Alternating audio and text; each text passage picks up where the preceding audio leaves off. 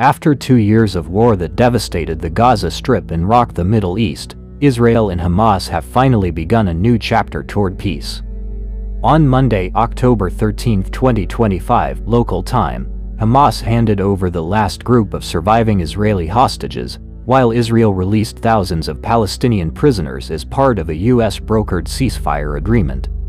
U.S. President Donald Trump, who led the diplomatic effort, officially declared the end of the war in a speech at the Knesset, Israel's parliament.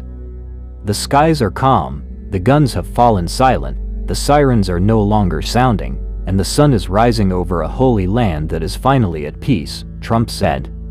A long nightmare for the Israeli and Palestinian people is now over.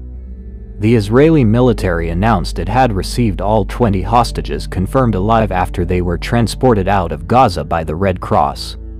In Tel Aviv, thousands of people poured into Hostage Square, crying, hugging, and cheering when news of the release was announced. "I am so happy, it's hard to describe the feeling. I didn't sleep all night," said Vicky Cohen, the mother of hostage Nimrod Cohen, as she headed to the Reem military camp where the hostages were transferred. Meanwhile, thousands of Palestinians gathered at Nasser Hospital in Khan Yunis to welcome nearly 2,000 prisoners and detainees released by Israel.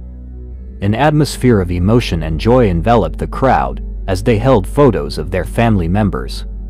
"I'm happy our children are freed, but our hearts still ache for all those killed in the destruction of Gaza," said Ahmed, a Gaza resident, in a tearful voice message. Some of the freed prisoners were seen waving from bus windows, brandishing victory signs, while masked Hamas fighters guarded the site, highlighting the complexity of the situation on the ground, which remains far from stable. Hours after the announcement of the release, Trump chaired a summit in the Egyptian resort of Sharm el-Sheikh with President Abdel Fattah al-Sisi and more than 20 world leaders from Muslim and European countries. The meeting aimed to discuss the future of Gaza and the prospects for broader regional peace. At the opening of the summit, Trump signed a document with the leaders of Egypt, Qatar, and Turkey. It included a commitment to work together to realize and maintain this legacy of peace. "Now it's time to rebuild," Trump said in his summit speech, calling the Gaza Agreement the greatest deal of all. Although Hamas and Israel were not present, the meeting addressed crucial issues of Gaza's governance, security, and reconstruction.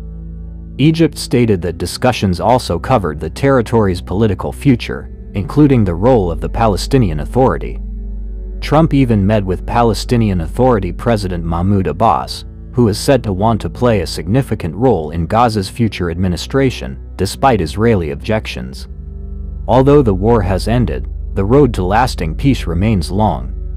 Monday's hostage release marks the end of the final chapter of a tragedy that began on October 7, 2023, when Hamas attacks killed 1,200 people and took 251 Israelis hostage.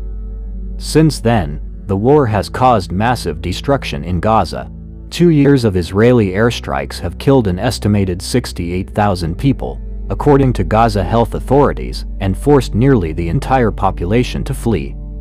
Now, millions of Palestinians are returning to the ruins of their homes, while humanitarian organizations struggle to deliver emergency aid. UNAID Chief Tom Fletcher stressed the urgent need to expedite the distribution of food, medicine, fuel, and shelter to those in desperate need. Furthermore, the recovery of the bodies of the 26 hostages believed to have died and 2 others whose fates are unknown remains a priority.